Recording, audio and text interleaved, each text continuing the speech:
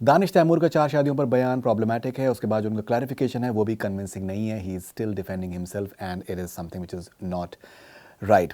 Alright, ये आप बहुत ही बड़ी खबर इस वक्त की है. दानिश तैमूर और आयज़ा खान कपल हैं. एक शो पे, एक टेलीविज़न शो के ऊपर दानिश तैमूर ने जिक्र किया कि दैट मुझे 4 शादियों की इजाज़त है, मैं कर नहीं रहा हूँ वो अलग बात है, और मैं मोहब्बत करता हूँ, इज़्ज़त करता हूँ.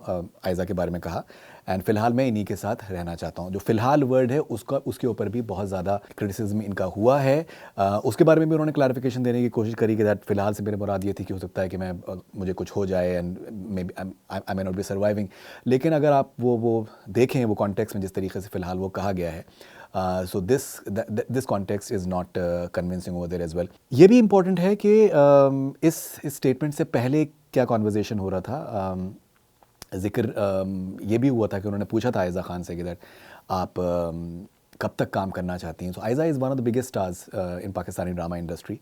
बहुत बड़ा नाम है और बहुत सालों से काम कर रही हैं, और she is a top actress, widely respected and extremely good looking. So उस पर फिर आयज़ा ने बताया कि दैट उनको काम करना अच्छा लगता है, और जब तक वो काम कर सकें वो करना चाहेंगी. And after that this statement came. तो I don't know, maybe दोनों चीज़ों को शायद मिक्स करना शायद मुनासिब नहीं है, बट समहाउ मैंने जितनी मैंने बातचीत करी है अपने अपने दोस्तों से जो कि पूरी हिस्ट्री जानते हैं, both Danish as well as Ayeza for example.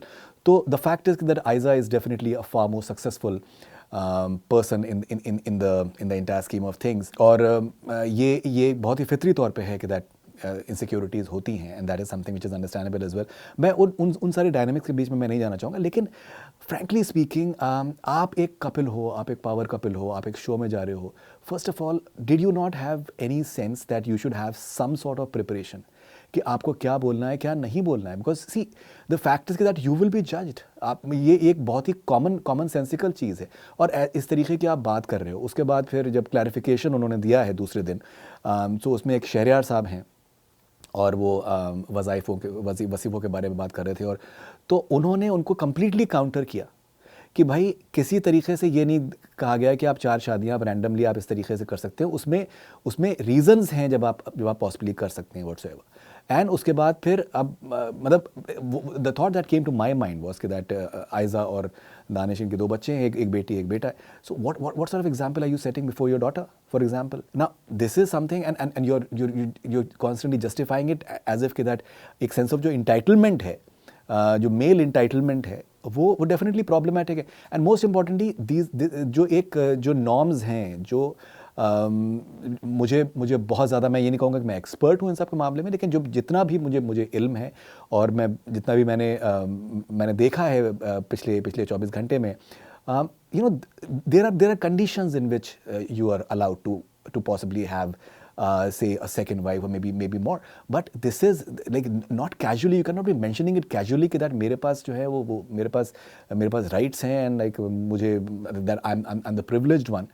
That is something which is completely wrong, and you being an influencer, आप एक गलत एग्जाम्पल आप सेट कर रहे हो, and that is something that you should own it up.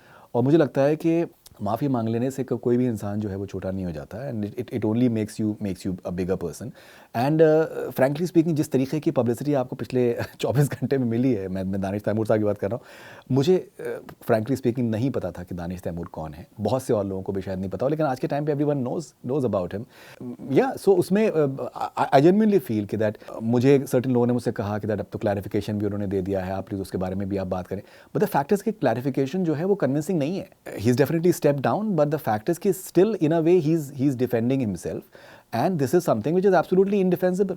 अगर आप पूरा इंटरव्यू देखें तो उसमें काफ़ी चीज़ें इस तरीके की हैं कि सेंस ऑफ इंटाइटलमेंट उसके अंदर है कि दानिश के वालिद जो हैं वो पॉकेट मनी देते थे आयज़ा को. ना दैट इज़ योर रिस्पॉन्सिबिलिटी. आपके जो भी जस्टिफिकेशन है कि भाई आप अपने फादर की आप इज़्ज़त करते हैं, रिस्पेक्ट करते हैं, विच इज़ वंडरफुल.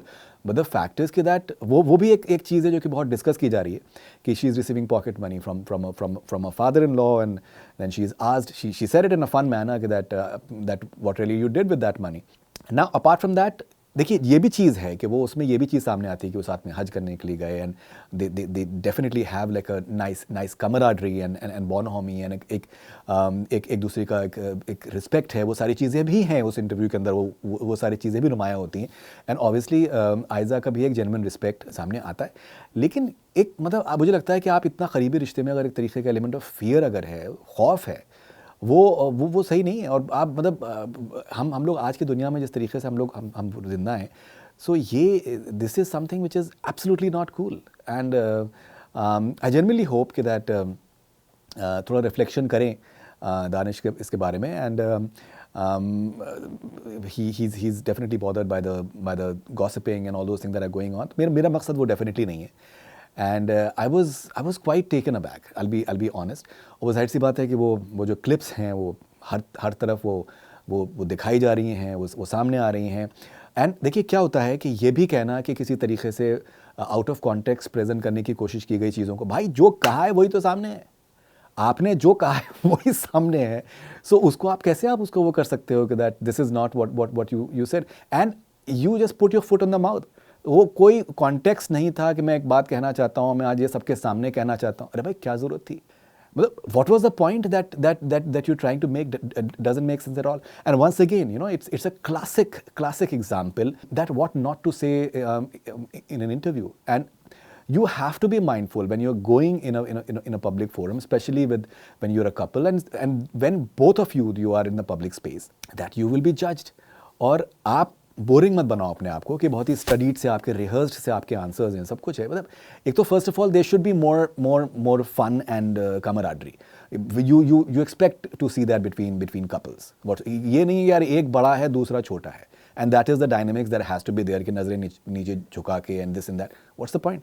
सो ये सारी क्लासिक एक स्टडी होना चाहिए मुझे लगता है कि that what not to do and how to prepare yourself for a big interview, and I hope that people follow that in the future, because this is literally blown up and बहुत हद तक आयज़ा जो हैं वो और ज़्यादा उनका stretcher जो है वो बड़ा होकर सामने आता है। दो she could have defended herself maybe a bit more. ये भी कहा जा रहा है कि that she did not really react when he was saying all those things and she was just nodding her head. So I don't know, that's a sort of maybe conditioning in a way, or definitely it's not easy for women for sure. मैं यहाँ पर एक मैं जिक्र करना चाहूँगा एक बात का जो मैं काफ़ी इंटरव्यूज़ मैंने पहले भी किया है। मैंने एक इंटरव्यू किया था विद्या बालन और फरहान अख्तर का, उनकी एक फिल्म आई थी, प्रोमो बहुत इंटरेस्टिंग था and they were having a lot of fun. We were having a fine conversation. So Vidya made a very pertinent point. Vidya said कि औरतों को इतने सदियों से इतना दबाया गया है कि that now in the last few years when they are coming out of themselves and एक वो अपनी बात को कहने की उनकी एक एबिलिटी हो पा रही है, एक इक्वालिटी के लिए बातें कही जा रही हैं, देर बहुत हद तक वो है भी शायद। So women are still not completely ready for it. So वो सिंस इतने सालों का उनका सब्जुगेशन है कि that when they are coming out of it, उनके रिएक्शंस जो हैं थोड़े से at times can be confusing. They can be confusing for men, and the reason is that they still don't know how exactly to put their point of view across, and they're hesitant and they're not completely sure. So ये definitely एक point है कि that औरतों के लिए मुश्किल है अपनी बात को कह पाना, और I genuinely hope that better sense prevails. And जैसे दानिश ने जिक्र किया कि वो अपनी बेटी से बहुत ज़्यादा मोहब्बत करते हैं और उनकी बेटी उनसे बहुत मोहब्बत करते हैं, so I genuinely hope that the daughter is proud of the father. And yeah, so please at least उसको justify मत करो मेरे भाई तुम justify नहीं कर सकते हो, बात निकल गई, फ्लो में बात निकल गई, लेकिन ये है कि उसको justify मत करो. That's something what I genuinely feel, and I hope that better sense prevails. This is Faridun Sharia for Connect Cine. Stay connected.